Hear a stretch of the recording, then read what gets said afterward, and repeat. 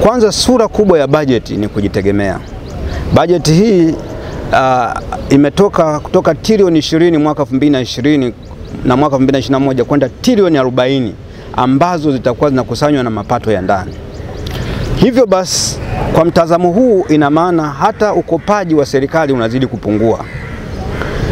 Hivyo tukiendelea kwa mwendo huu miaka 5 ijayo, tunategemea kiwango cha ukopaji kitapungua.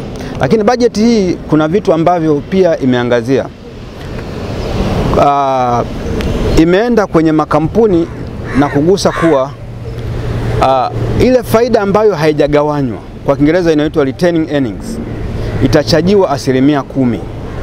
Lakini kipindi hicho pia imeongeza maana ya definition ya mtaji equity kuwa mwaka huu ita include retaining earnings. Sasa maana yake nini kitaalamu?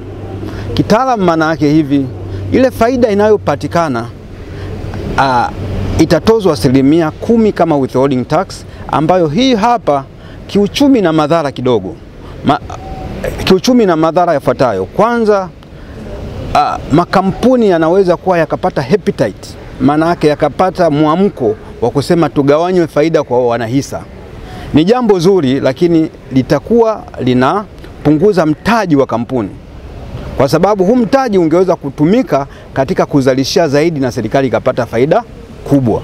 Hivyo katika hilo tunaomba waangalie. Lakini hili ambalo wameongeza maana halisi ya maana kubwa ya equity, ambayo imeongeza sasa neno retaining earnings, ina maana kuwa kwa wenzetu wa mabenki na watu wengine itawafaidisha sana, kwa sababu kuna msemo kwa Kiingereza unaitwa thin capitalization. Yani wameongeza maana kubwa ya neno mtaji.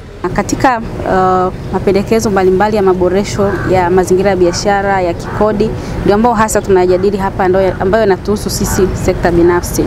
Lengo letu ni kuhakikisha kwamba tuna acknowledge au tunatambua yale maeneo ambayo serikali inapendekeza kufanya maboresho ambayo yanakwenda kuleta relief au kuleta matokeo chanya na kusaidia ukuaji wa biashara Tanzania. Basi tunashukuru serikali na kuweza kutilia mkazo kwamba hayo maboresho yaendelee. Lakini kuna maeneo ambayo pengine kama sekta binafsi tunaona yanahitaji kufanyiwa kazi, kwa hiyo tunayajadili na kutoa mapendekezo ya pamoja ambayo yatakupelekwa kwenye Wizara ya Fedha, lakini pia kwenye kamati husika ya budget ya Bunge ya budget, ili aweze kufanyiwa kazi kabla waziri hajaja kuwind up budget ya mwaka huu. Kwa hiyo kwa mfano kama sisi taasisi ya wanawake Tanzania TWCC, kuna maeneo ambayo bajeti hii ya serikali imetufurahisha kwa kweli. Kuna maboresho ambayo na mapendekezo ya maboresho ambayo yametufurahisha, na tunaamini yanakwenda kukuza uchumi wetu na yanakwenda kuendeleza kazi nzuri ambayo inafanywa na serikali yetu chini ya uongozi wa Dr. Samia Suluhu Hassan, Rais wetu wa Jamhuri ya Muungano wa Tanzania. Tumeona mambo mengi ambayo yamefanyika kwa kipindi cha miaka 4 hii, ni maboresho mengi ambayo serikali imeyafanya. Na kwa mfano wanawake, tunajua wanawake wanatumia muda mwingi kwenye shughuli za familia, lakini wakati huo wanatakiwa kutumia muda pia kwenye biashara.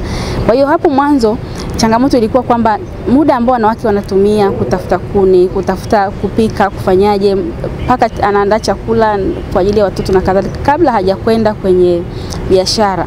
Lakini Mheshimiwa Rais amekuja na mpango wa kuwezesha wanawake kuingia kwenye nishati safi ya kupikia, ambayo tunaita ni clean cooking energy, ambayo sasa inampunguzia mwanamke muda ambao amekuwa akispenda wakitumia katika shughuli za nyumbani.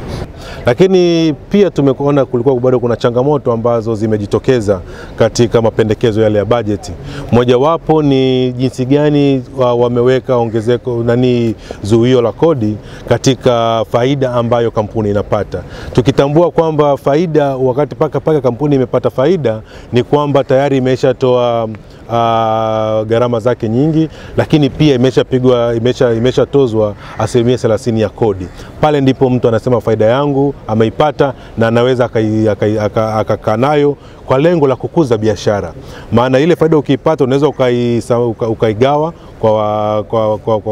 kwa wanahisa au ukaikuza biashara. Sasa changamoto ambayo tunaona ile ambayo inafaa kubaki pale kukuza biashara, nayo imetozwa 10%. Jambo ambalo tunaona kwamba ni kuendelea kuongeza kodi kwenye biashara ambayo tayari imeshatozwa kodi. Kwa ni jambo ambalo wakurugenzi wengi wameliona, na hilo ndilo ambalo pia litakuwa moja wa kipaumbele ambalo tutalisisitiza. Lakini eneo jingine ambalo tunataka pia kusisitiza sana ni jinsi gani pia hawa startup hizi biashara ambazo zinaanza, biashara changa za tehama na vitu vingine, wanaweza kuwa na mfuko wao ule wa private equity ambao wanaweza wakavutia mitaji ya nje ili kuja kuwekeza Tanzania. Kwa sasa bado framework haipo vizuri sana jinsi gani zile hela zinakuja Tanzania na zinaweza zikaingia kwa hao wafanyabiashara wadogo, wale waanzishaji, yani startups. Na ndio maana tunaona wingi kubwa la startup liko nje ya Tanzania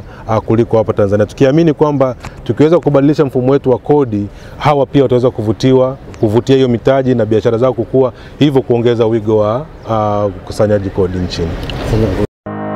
Ili kuwa mwanafamilia bora wa Global TV, usisahau kusubscribe, like, kushare na kucomment. Baada ya kusubscribe, bonyeza alama ya kengele ili kupata taarifa kwa kila video inayopanda Global TV Online.